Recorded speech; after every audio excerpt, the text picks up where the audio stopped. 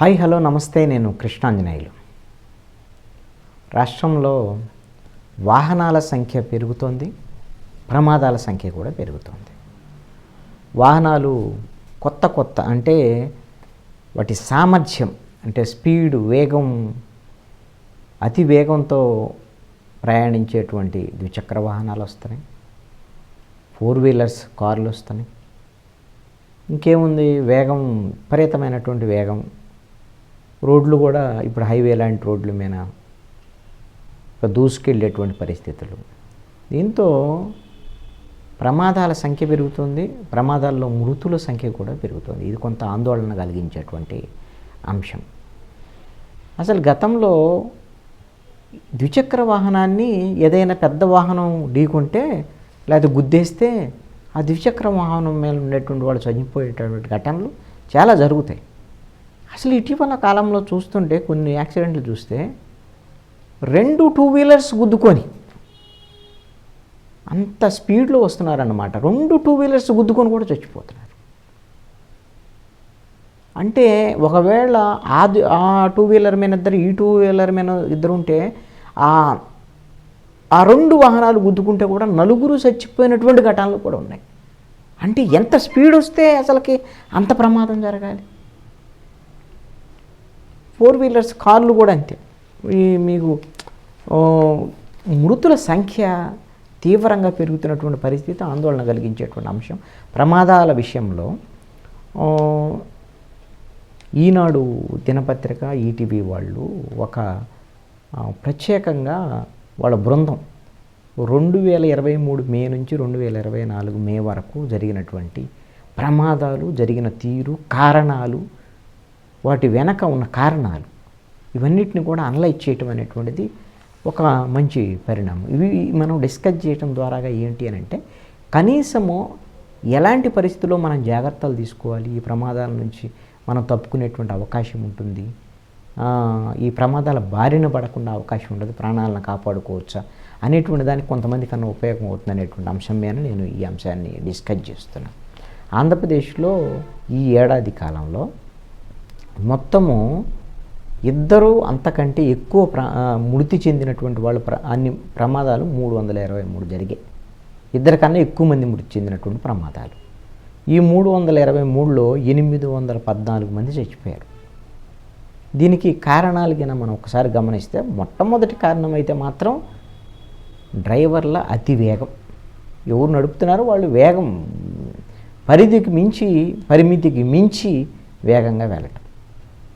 తర్వాత రెండవది ఏంటి అని అంటే, చాలా ప్రమాదకరమైన పరిస్థితి, ఆగి ఉన్న వాహనాలను ఢీకొనటం. రోడ్డు మీద ఆగి ఉంటాయి, దగ్గర పోయే వరకు కనపడవు, పట్టి కొట్టుకుంటారు, గుద్దుకొని చచ్చిపోవటం. ఈ డ్రైవర్ల అతివేగం వల్ల 124 మంది చచ్చిపోతే, ఆగి ఉన్న లారీని ఢీకొట్టడం వల్ల 45 మంది చనిపోయారు. వాహనాలు ఎదురెదురుగా ఢీకొట్టడం వల్ల 35 మంది చచ్చిపోయారు. రాంగ్ రూట్లో వచ్చి ఢీకొనటం వల్ల 26 మంది చచ్చిపోయారు. డ్రైవర్ల నిర్లక్ష్యం 36 మంది చనిపోయారు. నిద్రమత్తు వల్ల 16 మంది చనిపోయారు. టైర్ పంక్చర్ కావటం ఒకసారి పాపం 9 మంది చనిపోయారు. మద్యం మత్తు 7 చనిపోయినటువంటి పరిస్థితి. రోడ్డు మలుపుల వల్ల, ఈ మలుపుల దగ్గర జరిగినటువంటి ప్రమాదాలు 3 చనిపోయారు. ఇతర కారణాలతో 22 మంది చనిపోయినటువంటి పరిస్థితి ఉంది. అసలు ఈ కారణాలు, ఈ ప్రమాదాలకు సంబంధించినటువంటి అంశాల మీద మనం గమనిస్తే, ఎక్కువ రోడ్లో బ్లాక్ స్పాట్స్ ఉంటాయి. ఈ బ్లాక్ స్పాట్స్ ఏంటంటే, ఎక్కువ ప్రమాదాలు జరిగేటువంటి బ్లాక్ స్పాట్స్. అక్కడ ఎక్కువ ప్రమాదాలు జరుగుతూ ఉంటాయి. ఇక్కడ ప్రమాదాలు ఎక్కువ జరుగుతూ ఉంటాయి, కారణాలు ఇవి అని దానికి ఒక సైన్ బోర్డ్స్ పెట్టడమో లేకపోతే ఇంకొకటో అవి చేయకపోవటం వల్ల జరుగుతున్నటువంటి ఇవి. ఆంధ్రప్రదేశ్లో కృష్ణా జిల్లాలో 61 బ్లాక్ స్పాట్స్ ఉన్నాయి. విశాఖ కమిషనరేట్ పరిధిలో 72 బ్లాక్ స్పాట్స్ ఉన్నాయి, ప్రమాదాలు ఎక్కువ జరిగాయి. ఉమ్మడి పశ్చిమ గోదావరి జిల్లాలో 280 ఉన్నాయి. ఏలూరులో 20, తూర్పుగోదావరి జిల్లా 15, తర్వాత అనంతపురం జిల్లాలో 39, సత్యసాయి జిల్లాలో 16, అంబేద్కర్ కోనసీమ జిల్లాలో 18 ఈ బ్లాక్ స్పాట్స్ గుర్తించినటువంటి.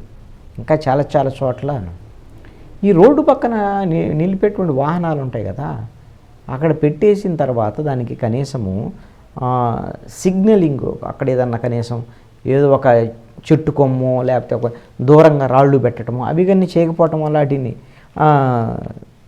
గుద్దుకోవటం వల్ల చనిపోయేటువంటి. తర్వాత స్పీడ్ గన్స్ ఉండవు, తనిఖీలు లేని కారణంగా ఎక్కువ స్పీడ్తో వెళ్ళటం వల్ల ఎక్కువ ప్రమాదాలు జరుగుతున్నప్పుడు. ఫోర్ లైన్స్లో అయితే 4 వేస్లో 80లో వెళ్ళాలి, కానీ 100, 120 వెళ్ళిపోతారు. ఇటు ఎదురేం రావుగా, అటు 2 వేసి ఉంటే ఇటు 2 వేసి ఉంటాయి. ఇంక ఇష్టం మన ఇష్టం అన్నమాట. అదే 6 లైన్స్ ఉంటే 100 మ్యాక్సిమం వెళ్ళాలి, 120, 130లో వెళ్తున్నారు. రాష్ట్ర రహదారులకు సంబంధించినటువంటిది అయితే 60లోనే పోవాలి. మరి అక్కడ డబల్ లైన్ ఉండొచ్చు, కొన్నిసార్లు సింగిల్ లైన్ ఉండొచ్చు, 80, 100లో కూడా పోయిపోయేటువంటి పరిస్థితి ఉంది. దీంతో ఎక్కువ ప్రమాదాలు జరుగుతున్నటువంటి పరిస్థితి ఉంది. ద్విచక్ర వాహనాల ప్రమాదాలు ఆంధ్రప్రదేశ్లో ఈ ఏడాదిలో ఎక్కువ జరిగాయి. ద్విచక్ర వాహనాలు వాడేవాళ్ళ సంఖ్య కూడా పెరుగుతుంది. 109 జరిగాయి. లారీల ప్రమాదాలు 72 జరిగాయి, కారు 70 జరిగాయి, బస్సులు 30, ఆటోలు 23, ట్రాక్టర్లు 8, వ్యాన్లు 8, ఇతర కారణాల రీత్యా 8, మొత్తం 323కు సంబంధించినటువంటి ఈ ప్రమాదాలకు సంబంధించి ఒక్కొక్క నెలకి 690 మంది చనిపోతున్నారమ్మా. ఏడాది జనవరి నుంచి జూన్కు మధ్యలో 9185 ప్రమాదాల్లో 4146 మంది చచ్చిపోయారు. 9943 మంది క్షతగాత్రులైనటువంటి పరిస్థితి. సగటున నెలకి 690 మంది చచ్చిపోతున్నారు. గాయాలయ్యే వాళ్ళైతే 1657 మంది. ఇవి ఏంటంటే తరచూ ప్రమాదాలు జరిగే చోట ఈ బ్లాక్ స్పాట్ని సరిచేయటమో, గుర్తించటమో, దానికి ఒక సిగ్నల్స్ పెట్టడమే ప్రమాద హెచ్చరిక బోర్డులు పెట్టాల్సినటువంటి అవసరం ఉంది.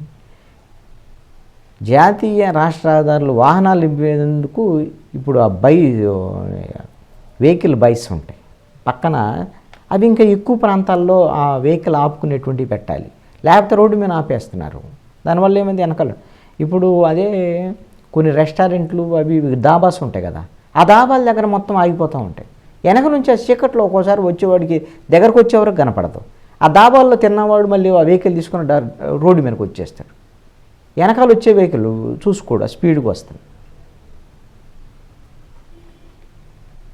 పెట్రోలింగ్ అనేటువంటి దాన్ని, పోలీస్ పెట్రోలింగ్ తరచూ ఉండటము, బ్రీత్ ఎనలైజర్లు, స్పీడ్ గన్స్, వీటి వల్ల వీటిని అన్నింటిని కూడా కొంచెం సీరియస్గా ఎఫర్ట్ చేస్తే ప్రమాదాలు తగ్గేదానికి